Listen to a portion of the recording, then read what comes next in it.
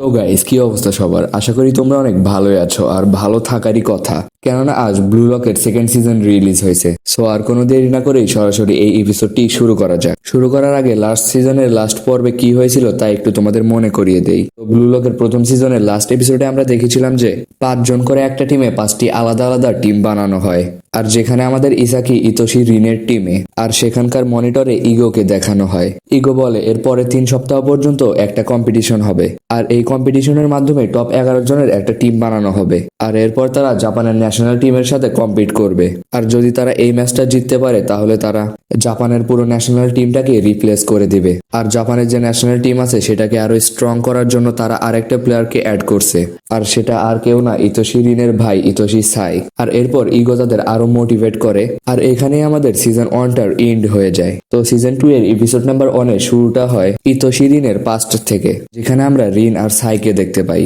সাই বলতেছিল যদি আমি এই ম্যাচটা জিতে যাই তাহলে আমাদের স্বপ্ন এখানেই শেষ। কিন্তু এই কথা শুনে রিন এই খেলাটা খেলতে মানা করে, কিন্তু রিনের মানা করার পরও সাই তাকে বলে তুমি কি তৈরি রিন? এই বলে সেই খেলাটা স্টার্ট করে দেয়, আর এগোতে এগোতে বলে এই ম্যাচটা ওয়ান শট ম্যাচ হবে। আর আমরা দেখি সে খুব সহজেই রিনকে ডজ করে গোলের দিকে এগোতে থাকে, আর রিনও তার পিছন পিছন তাকে ধরার জন্য দৌড়াতে থাকে। আর রিন যখন দৌড়ে সাইয়ের সামনে যায়, সাই তাকে আবারও ডজ করে এগিয়ে যায়, আর এইবার সে এত তাড়াতাড়ি ডজ করে যে রিন বুঝতেই পারে না। এরপর রিন আবারও সাইয়ের পিছন পিছন পাগলের মতো দৌড়াতে থাকে, কিন্তু ততক্ষণে সাই গোলের অনেক কাছে চলে গিয়েছিল। সাই বলে রিন গত 4 বছর ধরে আমি তোমার থেকে দূরে ছিলাম। আর এরপর আমরা বলে কিক করার শব্দ শুনতে পাই। এরপরের সিনে আমরা ইগোকে দেখতে পাই, যেখানে ইগো বসে বসে রিনের খেলার একটা পিক দেখতেছিল।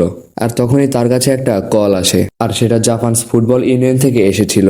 সেই কলটা রিসিভ করলে ওপাশ থেকে একজন বলে ওঠে কেমন চলছে সব ইগো কুন? তুমি জানলে হয়তো খুশি হওয়া যে ইতোশি সাই ব্লু লকের প্রতি অনেক ইন্টারেস্ট দেখাচ্ছে। তখন ইগো এসব কিছু নিয়ে না বলে তাকে বলে তুমি কি তোমার র্যাম্বলিং শেষ করেছো? অন্যদিকে সেই লোকটা এর উত্তর না দিয়ে বলে তুমি কি সিরিয়াসলি ভাবতেছো যে তোমার কাছে থাকা স্ট্রাইকাররা আমাদের জাপান U20 টিমকে হারাতে পারবে? এটা শুনে ইগো হেসে দেয়, আর একই সাথে বলে আমি তোমাকে এর আগেও বলেছি। এরপরের সিনে আমরা দেখি ইগো সবাইকে বলতেছে যে 300 জন হাই স্কুল স্ট্রাইকারদের ভেতর তোমরা এখনো টিকে আছো, তোমাদের ভিতর থেকে মোট 35 জনই এই বিশ্বের অহংকার হতে পারবে। আর এইখানে জাপান U20 টিমের ক্যাপ্টেন ইতোশি সাই। এরপর ইগো তার টিমকে বলে হার জিত তোমাদের উপরই নির্ভর করছে, যদি তোমরা এখানে হেরে যাও তাহলে এইখানে ব্লু লকের এন্ড হয়ে যাবে। এটা শুনে ইসাকি ভাবে যদি আমরা এখানে জিতে যাই তাহলে আমি জাপান ন্যাশনাল টিমে খেলতে পারবো, তবে যদি আমরা এখানে হেরে যাই তাহলে ব্লু লকের সাথে সাথে আমার ক্যারিয়ারও এখানেই ধ্বংস হয়ে যাবে। এতদিন যেই সব প্র্যাকটিস ট্রেনিং করে আসতেছি সবই বৃথা চলে যাবে।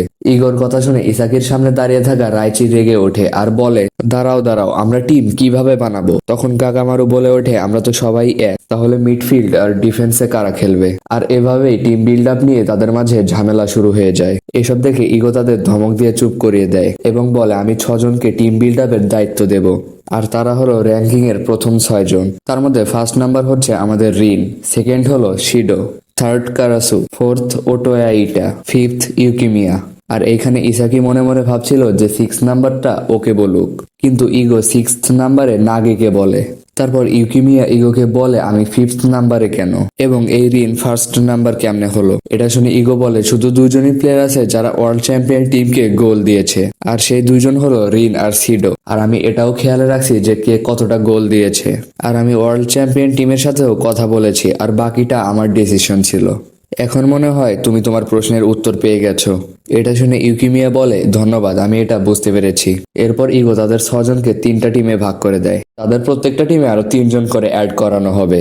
এরপর তাদের মাঝে আর একটা কম্পিটিশন হবে, আর কাউন্টের জন্য একটা প্লেয়ারকে 2বার খেলতে হবে, আর যে প্লেয়ারকে 2বার খেলতে হবে সেটা আর কেউ না বাচিরা, আর বাকিরা একবার করেই চান্স পাবে। এরপর ইগো টপ 6জনদের জন্য একটা আলাদা রুম দেয়, আর এটাও বলে তারা চাইলে যে কোনো সময় টপ 6 থেকে বের হতে পারবে।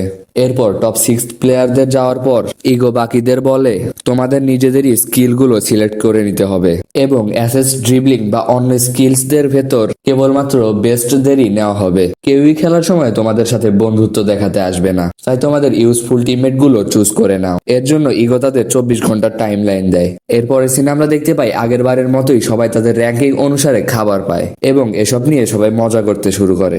এরপর তারা বাদ পড়ে যাওয়া প্লেয়ারদের নিয়ে কথা বলে, তখনই ইসাকির কুনিগামির কথা মনে পড়ে। বাচিরা বলে আমি কখনোই ভাবিনি যে কুনিগামি বাদ পড়ে যাবে।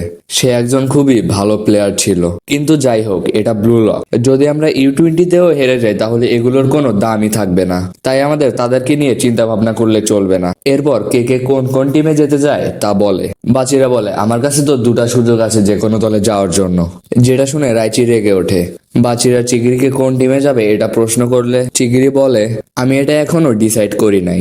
বাচিরা যখন ইসাকিকে এই প্রশ্নটাই করে তখন ইসাকি কিছুই বলতে পারে না। যেটা দেখে বাচিরা বলে তুমি হয়তো বা টিম 2 বা 3 যেতে চাও।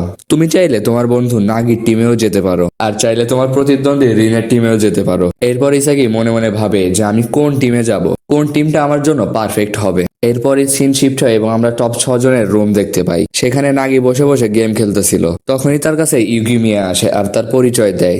নাগিও তার নাম বলে আর এভাবেই সবাই একে অপরের সাথে ইন্ট্রোডিউস হতে থাকে। কিন্তু এর মাঝেই সিরো চলে আসে আর রিওকে খেলার অফার করে, কিন্তু রিন সেখানে ইন্টারেস্ট দেখায় না।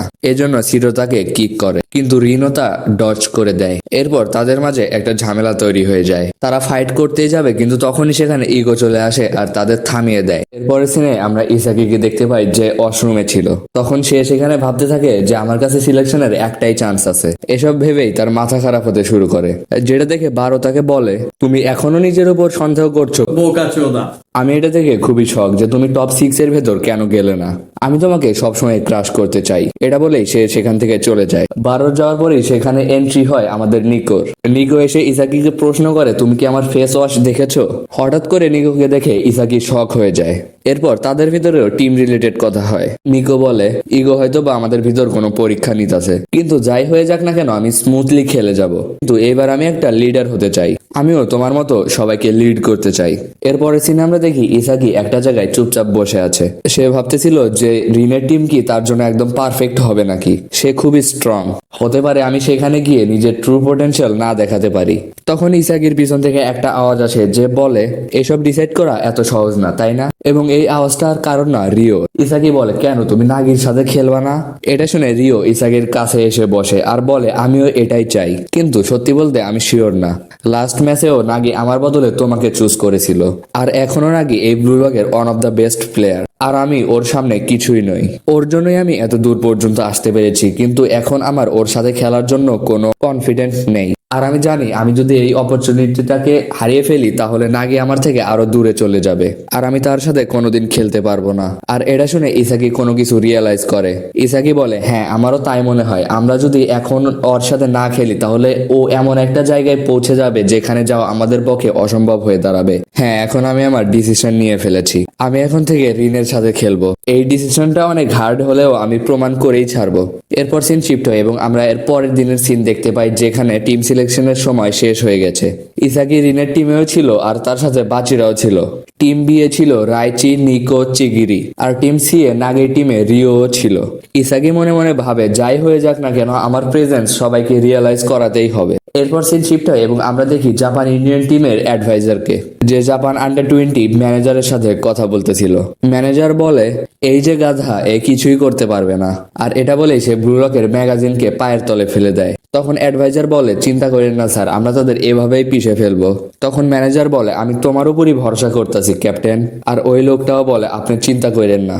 এরপরে সিনে আমরা ইসাকি দেখতে পাই যে ফুল মোটিভেশনের সাথে বলতেছিল যে যাই হয়ে যাক না কেন আমাকে জিততেই হবে, আমি আন্ডার-20 ফুটবল টিমকে হারাবো।